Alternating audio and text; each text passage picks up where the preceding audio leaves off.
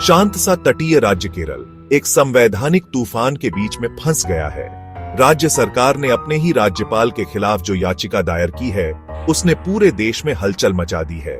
इससे राज्य की स्वायत्तता और केंद्र सरकार के अधिकार के बीच नाजुक संतुलन पर गंभीर सवाल उठ रहे हैं। मामले की जड़ में केरल विधानसभा द्वारा पारित कई बिल हैं, जो 2 साल से राज्यपाल के पास पड़े हैं।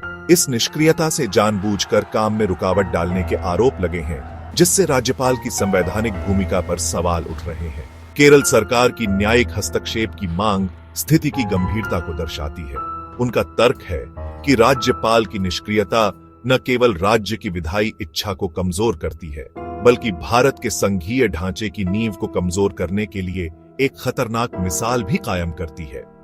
इस मामले ने एक जबरदस्त बहस छेड़ दी है, जिसमें कानूनी विशेषज्ञ, राजनीतिक विश्लेषक और आम नागरिक भारतीय लोकतंत्र के भविष्य के लिए इसके निहितार्थों से जूझ रहे हैं।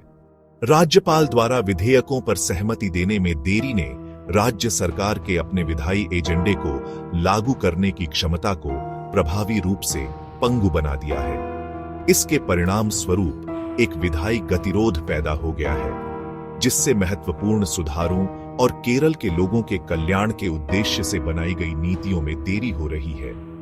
इस स्थिति ने राज्य के शासन पर एक छाया डाल दी है, जिससे जनता का विश्वास कम हुआ है और बेचैनी की भावना पैदा हुई है। जैसे जैसे मामला सामने आ रहा है, पूरा देश सांस रोककर देख रहा है। इस कानूनी लड़ाई के नतीजे दूरगामी होंगे, जो भारत में संघवाद की रूपरेखा को आकार देंगे और केंद्र और राज्यों के बीच शक्ति के नाजुक संतुलन को निर्धारित करेंगे। क्या न्यायपालिका संविधानवाद के सिद्धांतों को कायम रखेगी और राज्यों की स्वायत्तता की रक्षा करेगी, या यह एक अधिक केंद्रीकृत राज व्यवस्था की ओर एक मोड़ होगा, जहां असंतुष्ट राज्यों की आवाजों को दबा दिया जाएगा? केरल के राज्यपाल विवाद का मूल भारतीय संविधान के अनुच्छेद 200 की व्याख्या और कार्यान्वयन में है। यह अनुच्छेद राज्य विधानमंडल द्वारा पारित विधेयकों पर सहमति देने में राज्यपाल की भूमिका को रेखांकित करता है। यह 3 विकल्प प्रदान करता है: सहमति देना, सहमति रोकना या पुनर्विचार के लिए विधेयक को विधानमंडल को वापस करना।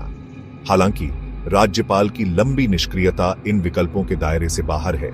न तो सहमति देकर, न ही सहमति रोककर और न ही पुनर्विचार के लिए विधेयकों को वापस करके राज्यपाल ने एक संवैधानिक गतिरोध पैदा कर दिया है।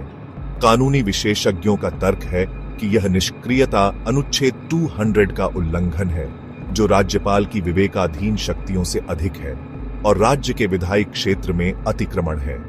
इस देरी ने विधायी प्रक्रिया को प्रभावी रूप से बेमानी बना दिया है। केरल विधानसभा, जो जनता की इच्छा का प्रतिनिधित्व करती है, ने इन विधेयकों को पूरी लगन से पारित किया है, लेकिन उन्हें राज्यपाल की मेज पर रुका हुआ देखकर निराश है। इससे लोकतांत्रिक सिद्धांतों के क्षरण और जनता के जनादेश को कमजोर करने के बारे में चिंताएं पैदा हुई हैं। राज्यपाल के कार्यों ने राज्यपाल संबंधी शक्तियों के दायरे और सीमाओं पर स्पष्टता की आवश्यकता को सामने लाया है। अनुच्छेद 200 की स्पष्ट व्याख्या यह सुनिश्चित करने के लिए महत्वपूर्ण है कि राज्यपाल की भूमिका संविधान की सीमा के भीतर रहे और राज्य विधानमंडल के सुचारू कामकाज में बाधा न बने। इस मुद्दे में जटिलता की एक और परत भारत के राष्ट्रपति की भूमिका है। अनुच्छेद 201 के तहत यदि कोई राज्यपाल राष्ट्रपति के विचार के लिए किसी विधेयक को सुरक्षित रखता है, तो राष्ट्रपति या तो सहमति दे सकते हैं या सहमति रोक सकते हैं। हालांकि एक ऐसे कदम में जिसने लोगों को हैरान कर दिया है, राष्ट्रपति ने कुछ विधेयकों पर चुप रहना चुना है। न तो उन्हें मंजूरी दी है और न ही अस्वीकार किया है। इस चुप्पी ने पारदर्शिता और संभावित बाहरी प्रभाव के बारे में चिंताएं पैदा की हैं। आलोचकों का तर्क है कि राष्ट्रपति के स्पष्ट निर्णय की कमी राज्यपाल की निष्क्रियता के साथ विपक्षी शासित राज्यों में विधायी प्रक्रिया को रोकने के लिए एक जानबूझकर रणनीति की ओर इशारा करती है। राष्ट्रपति की चुप्पी के पीछे स्पष्ट तर्क का अभाव इन संदेहों को और हवा देता है। पारदर्शिता की इस कमी ने सरकार के उच्चतम स्तर पर निर्णय लेने की प्रक्रिया पर एक साया डाल दिया है।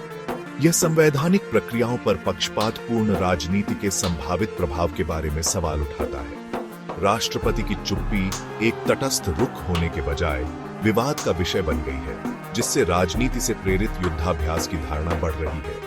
केरल के राज्यपाल विवाद ने भारत के संघीय ढांचे के भीतर सत्ता के प्रयोग में अधिक पारदर्शिता और जवाबदेही की आवश्यकता को रेखांकित किया है। राष्ट्रपति की चुप्पी संविधान की भावना को बनाए रखने के बजाय दुर्भाग्य से वर्तमान राजनीतिक माहौल का प्रतीक बन गई है, जहां संवाद और जवाबदेही पीछे हट गए हैं।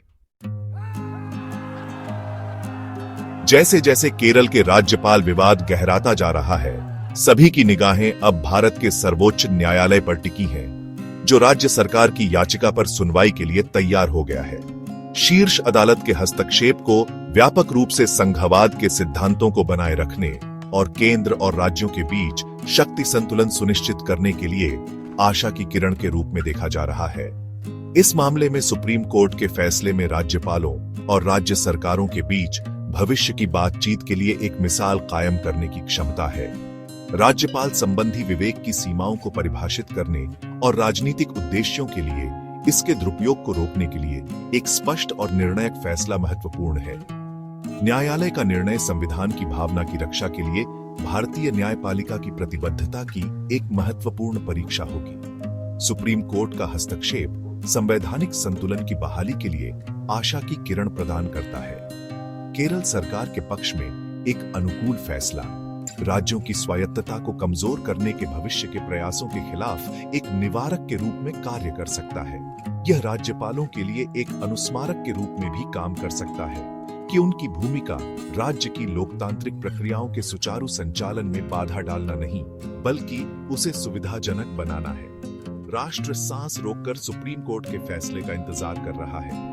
न्यायालय का फैसला न केवल केरल में तात्कालिक संकट का समाधान करेगा, बल्कि भारतीय संघवाद के भविष्य के लिए दूरगामी परिणाम भी देगा। अगर आपको यह वीडियो पसंद आया हो तो इसे लाइक और शेयर जरूर करें और ऐसे ही रोमांचक वीडियो देखने के लिए हमारे चैनल को सब्सक्राइब करना ना भूलें। अगले वीडियो में फिर मिलेंगे, तब तक के लिए अलविदा।